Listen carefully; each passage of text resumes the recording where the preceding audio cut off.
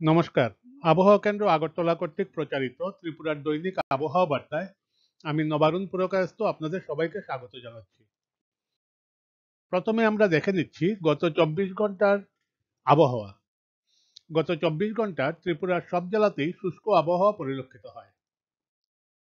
উপলব্ধ তথ্য অনুসারে গতকালের সর্বোচ্চ তাপমাত্রা ত্রিপুরার সব জেলাতেই স্বাভাবিকের কাছাকাছি ছিল। গতকালের সর্বোচ্চ তাপমাত্রা রেকর্ড করা হয়েছে ৩০.৮ ডিগ্রি সেলসিয়াস কৈলাসহরে। উপলব্ধ তথ্য অনুসারে আজ সকালের সর্বনিম্ন তাপমাত্রা ত্রিপুরার সব জেলাতেই স্বাভাবিকের চেয়ে কম ছিল।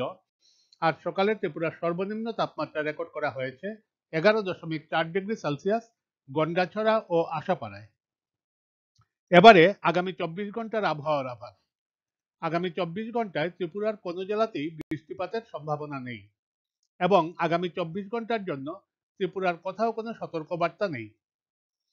আগামী ২৪ ঘন্টায় সর্বোচ্চ তাপমাত্রা ৩০ থেকে ৩৩ ডিগ্রি সেলসিয়াসের মধ্যে থাকার সম্ভাবনা রয়েছে, যা স্বাভাবিক বা তার থেকে বেশি, এবং সর্বনিম্ন তাপমাত্রা ১২ থেকে ১৫ ডিগ্রি সেলসিয়াসের মধ্যে থাকার সম্ভাবনা, যা স্বাভাবিকের চেয়ে কম।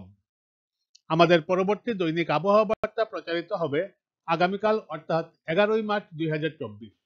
ধন্যবাদ।